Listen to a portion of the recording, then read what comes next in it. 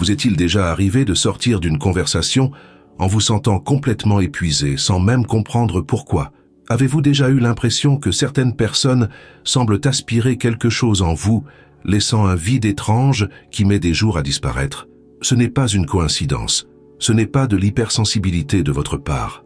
Il s'agit d'un phénomène psychologique réel que Sigmund Freud a commencé à dévoiler il y a plus d'un siècle, lorsqu'il a remarqué que certaines personnes agissaient comme de véritables vampires émotionnels. Freud a découvert qu'il existe des personnes dont les traumatismes non résolus et les pulsions refoulées se transforment en un besoin compulsif de drainer l'énergie psychique de ceux qui les entourent. Ils ne le font pas consciemment. En fait, ils ne se rendent souvent même pas compte des dégâts qu'ils causent. Mais le résultat est dévastateur. Vous quittez leur compagnie en vous sentant inférieur, plus faible, remettant en question votre propre santé mentale. Le plus troublant, c'est que ces personnes sont rarement des étrangers. Ce sont des membres de votre famille, des amis proches, des collègues de travail, des personnes que vous aimez et en qui vous avez confiance.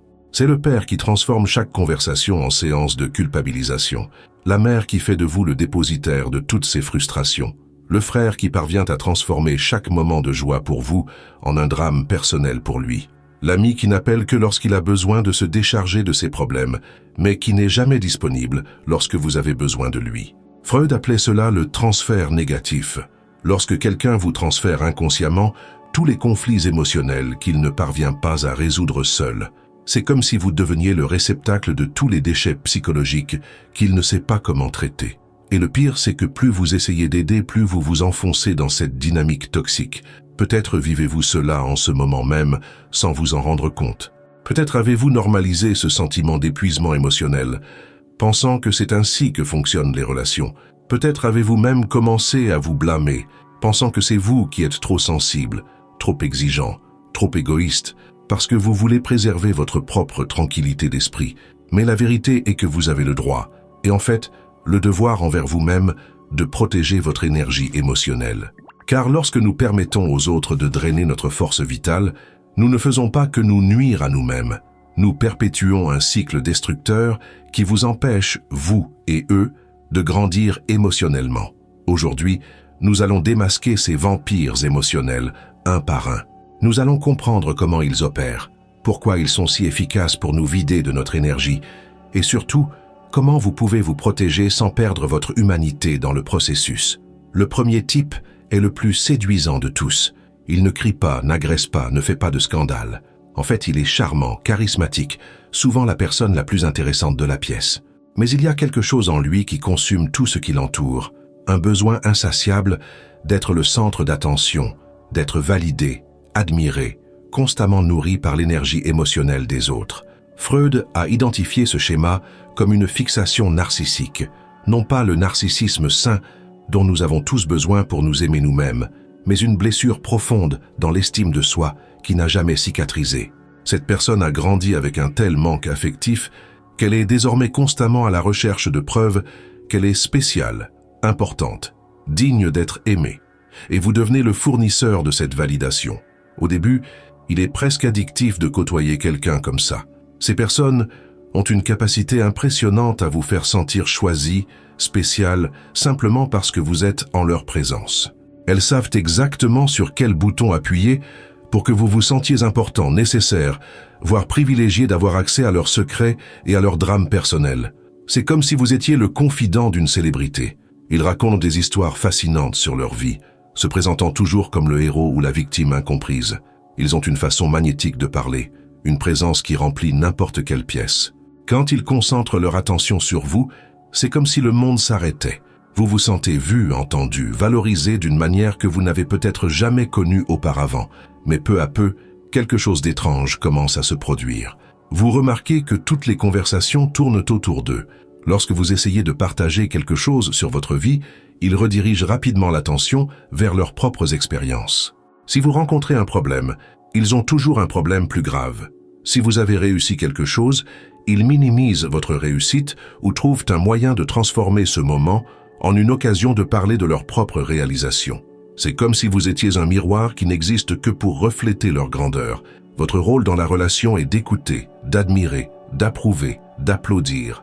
Et lorsque vous ne remplissez pas ce rôle, Lorsque vous êtes fatigué, que vous avez besoin d'attention, ou que vous n'êtes tout simplement pas disponible émotionnellement, ils deviennent froids, distants, voire hostiles. Freud a remarqué que ces personnes vivent dans un état de famine émotionnelle chronique. C'est comme s'ils avaient un trou noir là où devrait se trouver leur estime de soi. Et ce trou doit être constamment nourri par l'admiration et l'attention des autres. Mais peu importe ce que vous leur donnez, ce n'est jamais suffisant. Car le problème ne réside pas dans la quantité de validation qu'ils reçoivent, mais dans leur incapacité à l'intérioriser, à croire réellement qu'ils sont dignes d'amour. Ce qui rend cette dynamique encore plus destructrice, c'est la façon dont ils parviennent à vous faire sentir spécial parce que vous avez été choisi comme source d'énergie. « Tu es la seule personne qui me comprenne », disent-ils. « Je ne me suis jamais senti aussi à l'aise avec quelqu'un », murmure-t-il. Et vous les croyez car il y a des moments d'intimité authentique, des éclairs de connexion réelle qui font que tout le reste semble en valoir la peine. Vous commencez à vous sentir comme un acteur secondaire dans votre propre vie. Lorsque vous êtes avec cette personne, votre personnalité s'efface, vos problèmes deviennent insignifiants, vos sentiments sont secondaires. C'est un sentiment subtil mais dévastateur de ne pas exister en tant qu'individu, d'être seulement une extension de l'ego gonflé de l'autre. Ils sont passés maîtres dans l'art de créer une dépendance émotionnelle. Ils alternent entre des moments d'attention intense, où vous vous sentez comme la personne la plus importante au monde, et des périodes de froideur calculée, où vous êtes désespéré d'essayer de retrouver cette connexion spéciale. C'est comme une addiction. Plus ils s'éloignent, plus vous voulez prouver que vous méritez leur attention. Le plus cruel, c'est que ces vampires émotionnels sont passés maîtres dans l'art de vous faire culpabiliser, de vouloir de l'espace. Ils transforment toute tentative de votre part de fixer des limites en une attaque personnelle. Je pensais que tu me comprenais, tu es la seule personne en qui j'ai confiance, après tout ce que j'ai partagé avec toi. Ils utilisent l'intimité comme une arme, transformant les moments de vulnérabilité que vous avez partagés en chaînes émotionnelles. Vous restez prisonnier de cette dynamique parce qu'au fond, il y a quelque chose de sincère dans cette relation. Ces moments d'intimité ont réellement eu lieu. L'admiration que vous ressentez pour eux est, à bien des égards, réelle. Mais ce que vous ne réalisez pas, c'est que vous êtes utilisé comme une drogue émotionnelle, une source de dopamine pour quelqu'un qui n'arrive pas à se sentir bien dans sa peau. L'épuisement que vous ressentez après avoir été avec ces personnes n'est pas une coïncidence. C'est littéralement le résultat de l'absorption de votre énergie émotionnelle pour nourrir l'ego affamé de quelqu'un qui n'a jamais appris à se nourrir seul. Freud dirait que vous êtes contraint de jouer le rôle de mère émotionnelle d'un adulte qui refuse de grandir. Et le plus effrayant, c'est que plus vous donnez, plus ils en ont besoin. C'est un cercle vicieux où votre générosité émotionnelle devient une prison pour vous deux. Ils n'apprennent jamais à se valoriser parce qu'ils vous ont toujours pour le faire, et vous n'apprenez jamais à préserver votre énergie parce que vous vous sentez responsable de leur bien-être émotionnel. Mais ce n'est que le premier type de vampire émotionnel. Il en existe un autre encore plus destructeur qui agit dans l'ombre, rongeant votre estime de soi goutte à goutte, vous amenant à remettre en question votre propre réalité. Si le vampire invisible draine votre énergie par son charisme, il en existe un autre qui le fait par une manipulation subtile, presque imperceptible. C'est le manipulateur passif-agressif, celui qui n'attaque jamais directement, mais qui parvient à vous faire sentir coupable, confus et émotionnellement déstabilisé sans que vous puissiez identifier exactement ce qui se passe. Freud a étudié en profondeur ces mécanismes d'agression déguisés. Il a remarqué que certaines personnes, incapables d'exprimer directement leur colère ou leur insatisfaction, souvent en raison de traumatismes infantiles où l'expression de sentiments négatifs était punie, développent des moyens indirects pour évacuer leur frustration. Elles deviennent des maîtres de la guerre psychologique silencieuse. Cette personne ne vous crie jamais dessus, ne vous insulte jamais, ne vous accuse jamais directement. Mais il y a quelque chose dans le ton de leur voix, dans leur regard, dans le silence qu'elles utilisent, qui vous donne l'impression d'avoir fait quelque chose de terriblement mal. Elles sont expertes dans les phrases chargées de sous-entendus. « Ça va? Ne t'inquiète pas pour moi? Je m'y attendais de ta part? Non, non, ça va. Je me débrouille tout seul. » C'est comme s'ils parlaient deux langues à la fois. Les mots disent une chose, mais l'énergie émotionnelle dit exactement le contraire. Et vous êtes pris dans cette dissonance, essayant de déchiffrer ce qui se passe réellement, si vous avez fait quelque chose de mal, si vous êtes paranoïaque, ou s'il y a vraiment quelque chose derrière ce comportement étrange. Freud appelait cela la formation réactionnelle. Lorsque des pulsions agressives sont transformées en comportements apparemment opposés, mais qui portent en eux toute la toxicité d'origine sous une forme déguisée. C'est la mère qui dit « fais ce que tu veux », d'un ton qui signifie clairement « si tu fais ça, tu me feras profondément de la peine ». C'est le partenaire qui répond « tout va bien », alors que ce n'est clairement pas le cas, mais qui refuse d'expliquer ce qui ne va pas. Ils sont passés maîtres dans l'art d'utiliser des soupirs lourds de sens, des regards déçus qui blessent plus profondément que n'importe quel mot, des sourires forcés qui distillent de l'amertume. Lorsque vous rentrez à la maison enthousiasmé par une réussite, ils parviennent à vider votre joie d'un simple « tant mieux pour toi », dit d'une manière qui ressemble davantage à « comme tu es égoïste d'être heureux alors que je souffre ». Le plus troublant, c'est la façon dont ils parviennent à inverser les rôles. Lorsque vous finissez par exploser, car personne ne peut supporter de vivre dans cette tension constante, ils se posent en victime. « Pourquoi es-tu si agressif ?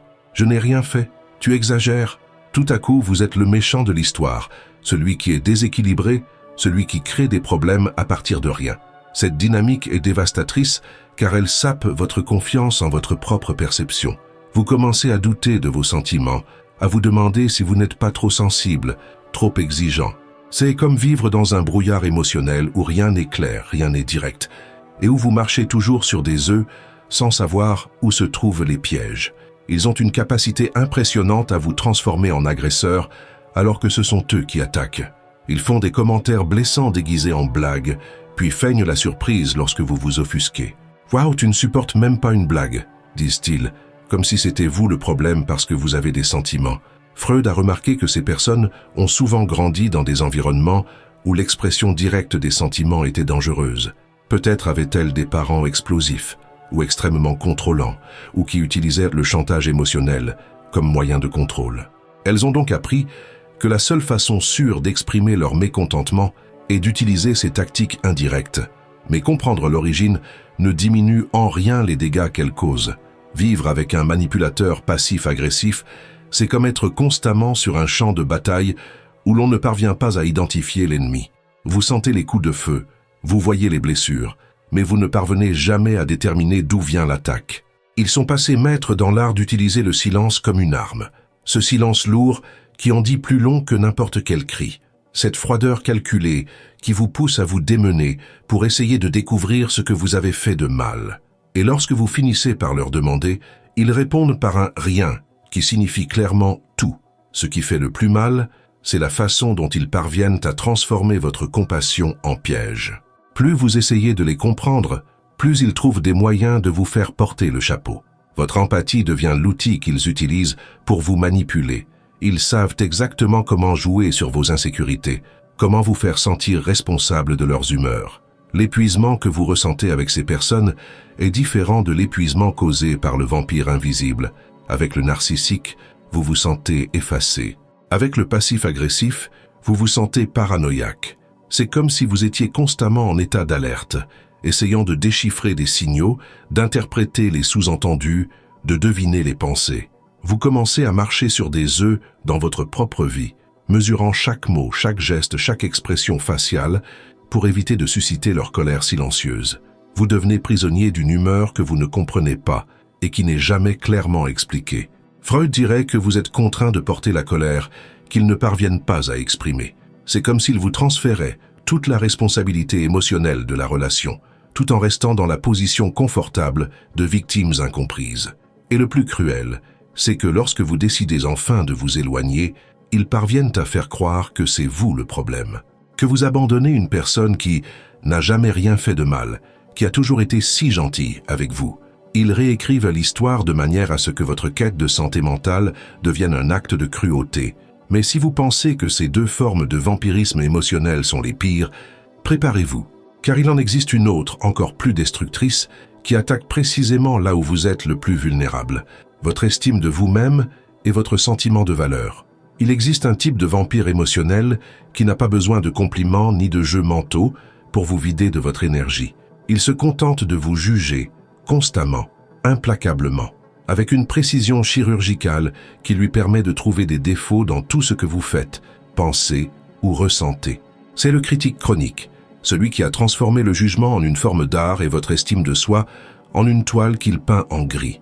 Pour Freud, ce comportement naît d'un besoin névrotique de contrôle. Quand quelqu'un grandit en se sentant impuissant, en développant une profonde anxiété face à sa propre imperfection, l'une des défenses qui peut apparaître est la critique compulsive des autres. C'est comme si, en soulignant les défauts des autres, ils parvenaient à maintenir l'illusion qu'ils sont supérieurs, plus conscients, plus évolués. Mais ne vous y trompez pas, cette personne ne vous critique pas par méchanceté consciente. Elle critique parce qu'elle ne peut pas s'en empêcher. C'est plus fort qu'elle. Voir une erreur, une imperfection, un choix différent de celui qu'elle ferait, éveille en elle une anxiété incontrôlable qui ne s'apaise que lorsqu'elle parvient à verbaliser son jugement. Le problème, c'est que vous devenez la cible constante de cette compulsion. Vos vêtements sont trop voyants ou trop simples, votre nourriture est trop salée ou trop fade, vous parlez trop fort ou trop bas, vos choix professionnels sont trop risqués ou trop conservateurs. Peu importe ce que vous faites, il y a toujours quelque chose qui ne va pas à leurs yeux. Et le plus dévastateur, c'est qu'ils parviennent à déguiser leur critique en sollicitude. « Je t'aide juste à t'améliorer », disent-ils. « C'est parce que je me soucie de toi », justifie-t-il. « Personne d'autre ne te dira la vérité », argumente-t-il, comme si détruire ta confiance en toi était un acte d'amour. Freud a observé que ces personnes vivent dans un conflit interne constant entre ce qu'il appelait le « moi idéal », une version impossible de la perfection qu'elles ont créée dans leur esprit, et la réalité humaine, qui est naturellement imparfaite. Comme elles ne peuvent accepter leurs propres défauts, elles projettent cette exigence de perfection sur tout leur entourage. Vous commencez à intérioriser cette voix critique. Avant de faire quoi que ce soit, vous entendez déjà dans votre tête ce qu'ils vont dire. Avant de choisir une tenue, vous imaginez déjà les commentaires sarcastiques. Avant de prendre une décision, vous anticipez déjà la liste des raisons pour lesquelles vous avez tort. Votre esprit devient un tribunal où vous êtes toujours coupable. Ce qui rend cela encore plus cruel, c'est que cette personne a généralement des moments d'approbation, rares, mais suffisants pour vous maintenir accro à la recherche de validation. Quand elle vous fait enfin un compliment, vous vous sentez au sommet du monde. Aujourd'hui, tu es présentable. C'était un choix intelligent. Pour la première fois, tu as fait quelque chose de bien, et vous vous surprenez à courir après ces miettes d'approbation. Ils ont une capacité impressionnante à trouver le point exact où vous êtes le plus vulnérable et à le titiller jusqu'au sang. Si vous vous êtes toujours soucié de votre poids, ils font des commentaires sur la nourriture. Si vous avez des doutes professionnels, ils remettent en question vos choix de carrière. Si vous avez des difficultés dans vos relations, ils critiquent vos décisions amoureuses. Le plus pervers, c'est la façon dont ils parviennent à vous faire croire que vous avez besoin d'eux. Sans moi, tu ne grandiras jamais. Je suis la seule personne qui te dit la vérité. Tout le monde te complimente, mais moi, je te montre la réalité. Ils transforment l'abus en besoin, vous faisant croire que sans leur critique constante, vous deviendriez une personne pire. Freud a remarqué que vivre sous le feu des critiques constantes génère ce qu'il appelait un surmoi hypertrophié, une voix intérieure excessivement punitive qui n'est jamais satisfaite. Vous cessez de vous fier à votre propre jugement. Vous cessez de vous valoriser, vous cessez de croire que vous méritez de bonnes choses. La critique externe devient critique interne, et vous portez votre propre bourreau dans votre tête. Ces personnes vous vident de votre énergie d'une manière particulière. Elles vous font dépenser toute votre force vitale à essayer d'être parfait pour éviter les critiques. Vous devenez un hamster dans une roue, courant après une approbation qui ne vient jamais, ou qui, lorsqu'elle vient, dure si peu de temps que vous vous remettez rapidement à courir. L'ironie cruelle est que plus vous essayez de plaire à un critique chronique, moins il vous respecte. Car au fond, il méprise votre besoin d'approbation autant qu'il méprise vos imperfections. Vous ne pouvez pas gagner ce jeu, car les règles changent constamment. Ils parviennent à transformer vos moments de joie en moments d'anxiété. Lorsque vous êtes heureux d'une réussite, ils trouvent le défaut. Lorsque vous êtes fier de vous, ils vous rappellent où vous avez échoué. C'est comme si votre bonheur était une offense personnelle à leur égard. Et lorsque vous finissez par réagir, lorsque vous explosez ou que vous vous éloignez, ils se font passer pour des incompris. Je veux seulement ton bien. Tu préfères que je te mente? Désolé de m'en soucier. Comme si l'amour était synonyme de destruction systématique de votre estime de soi. Vivre avec un critique chronique, c'est comme porter un poids invisible qui devient chaque jour plus lourd. Vous ne vous rendez pas compte que vous sombrez jusqu'à ce que vous vous regardiez dans le miroir et que vous ne reconnaissiez plus la personne que vous êtes devenue. Mais il existe encore un type de vampire émotionnel qui peut être encore plus destructeur, car il touche une blessure qui est peut-être la plus douloureuse de toutes. Certaines personnes utilisent le passé comme une arme. Elles vivent de rancunes anciennes, de reproches éternels, de blessures qui refusent de cicatriser. Et le plus dévastateur, c'est que ces personnes sont souvent les membres de notre propre famille. Ceux qui devraient être notre base sécurisante deviennent les gardiens de notre culpabilité éternelle. Freud a consacré des années à étudier comment les traumatismes non traités se transforment en prison psychologique. Ces personnes sont restées prisonnières d'un moment douloureux du passé et incapables d'aller de l'avant, elles tiennent à vous y entraîner aussi. Elles se nourrissent de votre culpabilité, de vos remords, de votre besoin désespéré de réparer quelque chose qui n'a peut-être jamais été vraiment brisé. C'est la mère qui n'a jamais réussi à surmonter sa déception lorsque vous avez choisi une carrière différente de celle dont elle rêvait. C'est le père qui vous reproche la séparation de ses parents, même si vous n'étiez qu'un enfant à l'époque. C'est le frère qui vous reproche d'avoir reçu plus d'attention que lui quand vous étiez petit. C'est l'ex-partenaire qui transforme chaque rencontre en un tribunal sur les erreurs que vous avez commises il y a des années.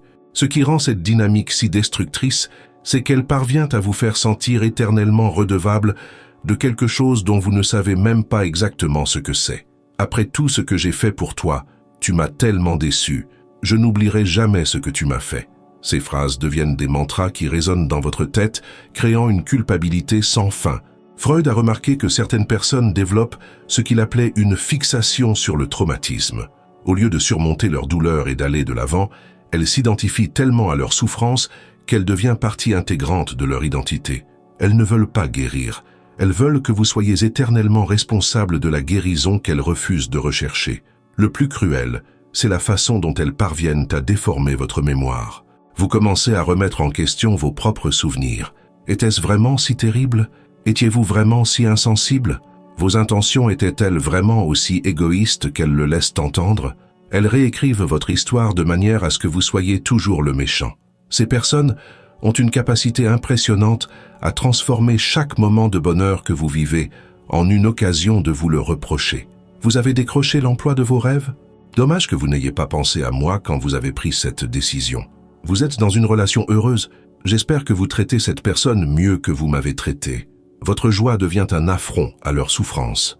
Et voici quelque chose que je dois vous dire, et qui est peut-être la chose la plus importante que vous entendrez aujourd'hui. Vous ne pouvez pas guérir la douleur de quelqu'un qui a choisi de faire de cette douleur son identité. Vous ne pouvez pas réparer le passé. Vous ne pouvez pas porter éternellement la responsabilité de moments où vous étiez une personne différente, dans une situation différente, avec des ressources émotionnelles différentes. Si vous vivez cela en ce moment même, si quelqu'un dans votre vie vous tient en otage pour des erreurs passées, transforme chaque rencontre en séance de culpabilisation, vous fait vous sentir éternellement inadéquat, sachez que ce n'est pas de l'amour. C'est du chantage émotionnel déguisé en affection. Freud était clair à ce sujet. Lorsqu'une personne refuse de surmonter ses traumatismes et préfère vous utiliser comme dépositaire de sa culpabilité, elle vous empêche de grandir autant qu'elle s'empêche de guérir. C'est une dynamique qui maintient tout le monde prisonnier du passé, incapable de construire un présent sain. Ce qui fait le plus mal, c'est de réaliser que souvent, cette personne a vraiment souffert.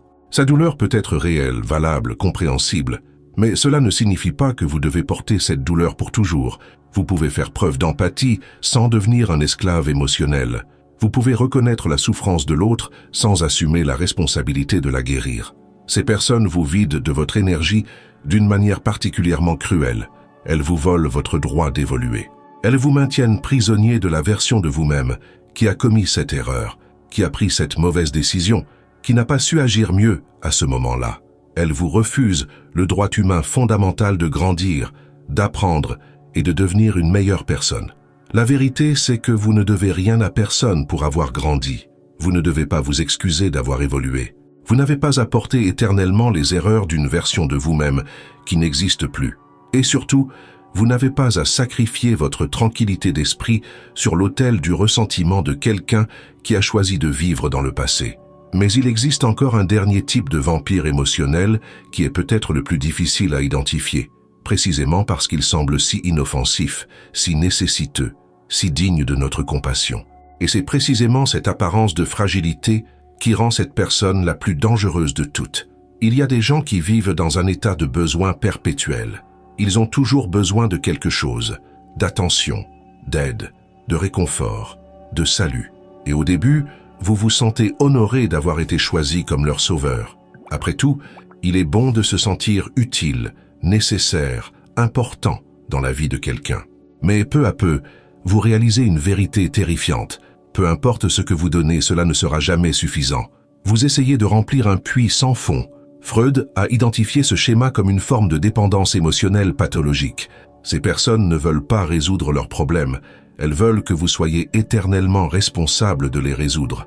La différence est subtile, mais fondamentale. Une personne qui veut vraiment de l'aide finit par devenir indépendante. Une personne qui veut une dépendance émotionnelle fera tout pour vous maintenir dans le rôle de sauveur. Elles ont une capacité impressionnante à créer des crises constantes. Il y a toujours une urgence émotionnelle. Il y a toujours une situation que vous seul pouvez résoudre. Il y a toujours une raison pour laquelle elles ne peuvent pas se débrouiller seules. C'est l'ami qui appelle tous les matins en pleine crise. C'est le membre de la famille qui transforme chaque petit problème en une tragédie monumentale. C'est le partenaire qui ne peut pas prendre de décision sans vous. Ce qui rend cette dynamique si addictive, c'est que ces personnes semblent vraiment avoir besoin de vous. Elles vous font vous sentir spécial, unique, indispensable. Tu es la seule personne qui me comprenne. Sans toi, je ne sais pas ce que je deviendrais. Tu es mon ange gardien. Au début, cela flatte votre ego, votre besoin d'être valorisé.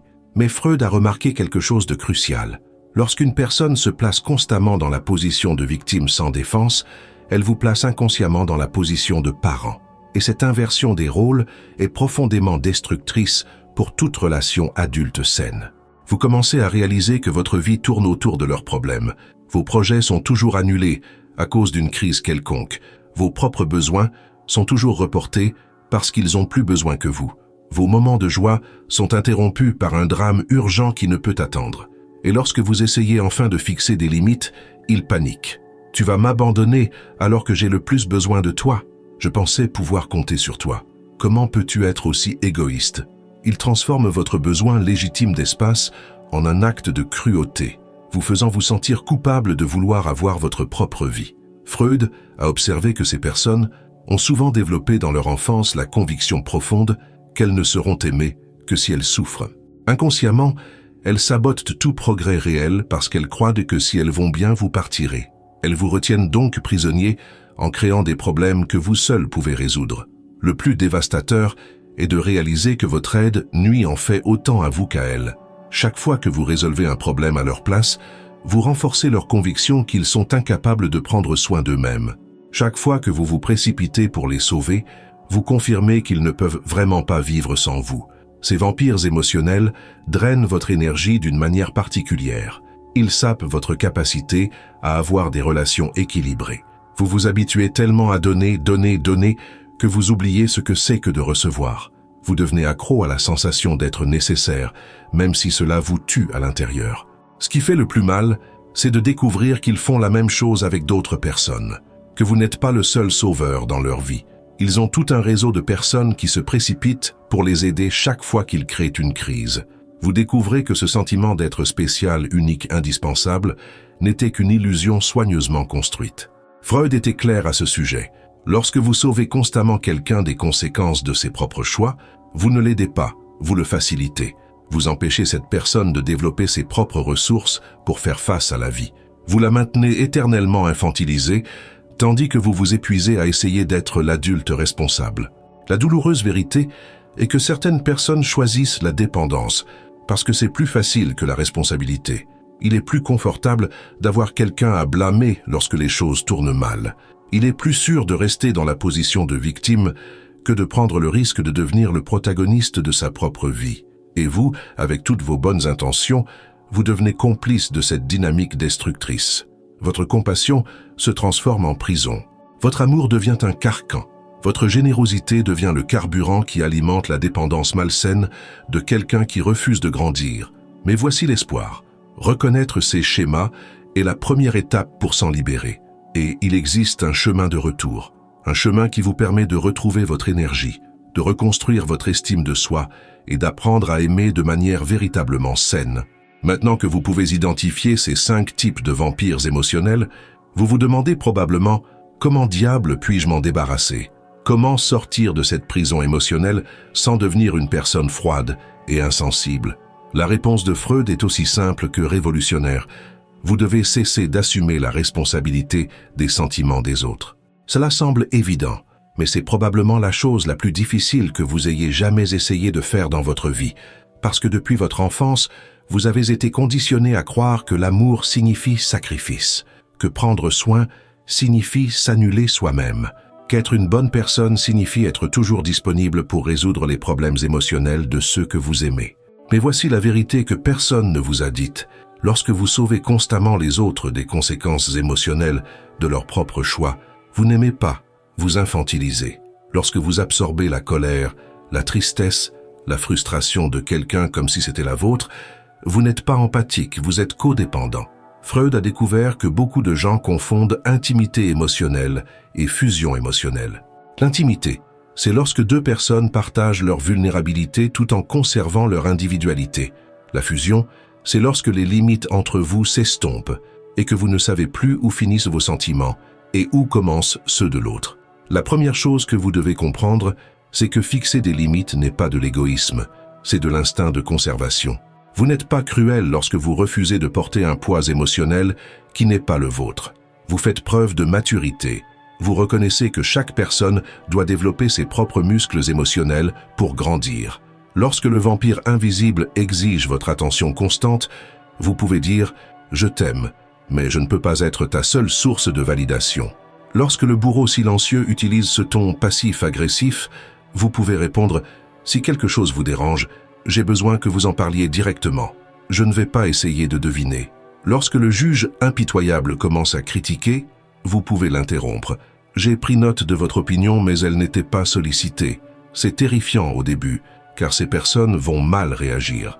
Elles vont vous accuser d'être insensible, égoïste, d'avoir changé pour le pire. Elles vont utiliser toute l'artillerie émotionnelle qui a toujours fonctionné pour vous maintenir à votre place. Mais cette réaction désespérée est justement la preuve que vous êtes sur la bonne voie. Freud a remarqué que lorsque vous cessez d'être l'exutoire des problèmes émotionnels de quelqu'un, cette personne est obligée de trouver des ressources internes dont elle ne soupçonnait peut-être même pas l'existence. Soit elle apprend à se débrouiller seule, soit elle cherche une aide professionnelle, soit elle trouve d'autres personnes à qui se confier. Mais ce n'est plus votre problème. Le fantôme du passé va essayer de vous faire culpabiliser. Après tout ce que j'ai fait pour toi, et vous pouvez répondre « Je te suis reconnaissant pour ce que tu as fait, mais cela ne me rend pas éternellement redevable de tes sentiments. » Le puissant fond va paniquer « Comment peux-tu m'abandonner comme ça ?» Et vous pouvez clarifier « Je ne t'abandonne pas, je t'apprends que tu es plus fort que tu ne le penses. » La partie la plus effrayante de ce processus est de découvrir combien de personnes dans votre vie ne s'intéressent à vous que par le biais d'une dynamique de vampirisme émotionnel. Lorsque vous cessez d'alimenter ces dynamiques, certaines relations s'évaporent tout simplement. Et cela fait profondément mal, car vous réalisez que vous n'étiez pas aimé pour qui vous êtes, mais pour ce que vous offriez. Mais voici ce que Freud savait. Ce n'est que lorsque vous cessez d'entretenir des relations basées sur le besoin que vous pouvez commencer à entretenir des relations basées sur le choix. Ce n'est que lorsque vous devenez émotionnellement indépendant que vous pouvez choisir d'aimer sans avoir besoin d'être aimé. Ce n'est que lorsque vous cessez d'essayer de guérir les autres que vous pouvez vous concentrer sur votre propre guérison. Et voici le plus beau revirement de tous. Lorsque vous établissez des limites saines, les personnes qui vous aiment vraiment respecteront ces limites. Elles peuvent être déconcertées au début, elles peuvent avoir besoin de temps pour s'adapter, mais les personnes émotionnellement matures comprennent que les relations saines ont besoin d'espace pour respirer. Vous découvrirez qu'il y a une énorme différence entre être seul et être libre. Être seul, c'est la peur que ces vampires émotionnels utilisent pour vous garder prisonnier. Être libre, c'est la paix que vous ressentez lorsque vous pouvez enfin exister sans porter le poids émotionnel de tout le monde. Freud dirait que c'est le moment où vous cessez enfin de vivre la vie des autres et commencez à vivre la vôtre. C'est lorsque vous cessez d'être un personnage dans l'histoire de quelqu'un d'autre et que vous devenez le protagoniste de votre propre récit. Mais établir des limites n'est que la première étape. Le vrai travail commence lorsque vous regardez en vous et vous demandez « Pourquoi ai-je permis cela pendant si longtemps ? Qu'est-ce qui en moi était si nécessaire que j'ai accepté d'être vidé de mon énergie ? Et c'est ce voyage vers la connaissance de soi qui vous libère enfin pour de bon. La question la plus importante que vous pouvez vous poser maintenant n'est pas « Comment me protéger de ces vampires émotionnels ?» mais « Pourquoi les ai-je attirés ?» Car la vérité que Freud a découverte, et qui est peut-être la plus libératrice de toutes, est que nous attirons toujours ce que nous avons besoin d'apprendre sur nous-mêmes. Si vous avez attiré des narcissiques, c'est peut-être parce que vous n'avez pas appris à vous valoriser sans dépendre de la validation extérieure. Si vous avez attiré des manipulateurs passifs-agressifs, c'est peut-être parce que vous n'avez jamais appris à exprimer vos besoins directement. Si vous avez attiré des critiques chroniques, c'est peut-être parce que vous avez intériorisé une voix critique si sévère que tout ce qui vient de l'extérieur vous semble familier. Freud a remarqué que nos relations sont des miroirs. Elles reflètent non seulement qui nous sommes, mais surtout les blessures que nous n'avons pas encore guéries. Et voici la belle partie. Lorsque vous guérissez ces blessures internes, vous cessez automatiquement d'attirer les personnes qui s'en nourrissent. La première étape pour reconstruire votre énergie consiste à faire la paix avec votre passé. Non pas dans le sens d'accepter les abus ou de justifier les comportements destructeurs, mais dans le sens de comprendre que ces expériences vous ont appris à connaître vos propres limites. Chaque fois que vous vous êtes senti vidé, vous avez appris un peu plus sur ce que vous ne voulez pas accepter dans votre vie. Commencez petit.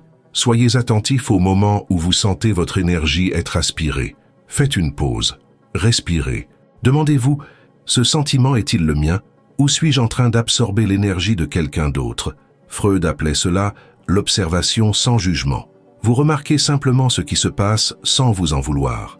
Apprenez à reconnaître la différence entre une empathie saine et une absorption toxique. L'empathie, c'est lorsque vous pouvez ressentir la douleur de l'autre tout en conservant votre propre stabilité émotionnelle. L'absorption, c'est lorsque la douleur de l'autre devient votre douleur. L'empathie vous permet d'aider de manière sincère. L'absorption vous transforme en victime au même titre que l'autre personne. Développez ce que Freud appelait l'ego observateur, une partie de vous qui parvient à observer vos réactions émotionnelles avec un détachement sain. Quand quelqu'un essaie de vous épuiser, votre ego observateur peut dire « Intéressant, cette personne essaie de me faire culpabiliser. Quel est ce schéma ?» Entraînez-vous à dire non sans vous justifier. Non est une phrase complète. Vous n'avez pas besoin de donner de raisons, d'excuses ou d'explications élaborées. Lorsque vous vous justifiez de manière excessive, vous donnez à l'autre personne des arguments pour vous manipuler ou vous faire culpabiliser. Investissez du temps dans des activités qui vous dynamisent véritablement. Il peut s'agir d'une promenade dans la nature, d'une conversation avec un véritable ami, d'un passe-temps qui vous fait perdre la notion du temps. Freud croyait que lorsque nous nous connectons à ce que nous aimons vraiment, nous créons une réserve interne d'énergie qui est plus difficile à épuiser. Apprenez à vous lier avec des personnes émotionnellement matures. Elles existent, même si cela ne semble pas toujours être le cas. Ce sont des personnes qui assument la responsabilité de leurs propres sentiments, qui communiquent leurs besoins de manière directe, qui respectent leurs limites, qui parviennent à se réjouir de leur réussite sans rivaliser ni rabaisser les autres. Comprenez que guérir ne signifie pas devenir insensible. En fait, lorsque vous cessez d'absorber les émotions toxiques des autres, vous devenez plus sensible aux émotions authentiques. Vous pouvez percevoir quand quelqu'un a vraiment besoin d'aide et quand quelqu'un veut simplement vous vider de votre énergie. La reconstruction de votre énergie est un processus graduel. Certains jours, vous vous sentirez fort et confiant. D'autres jours, vous aurez peut-être envie de revenir à vos anciens schémas parce qu'ils vous sont familiers, même s'ils sont destructeurs. C'est normal.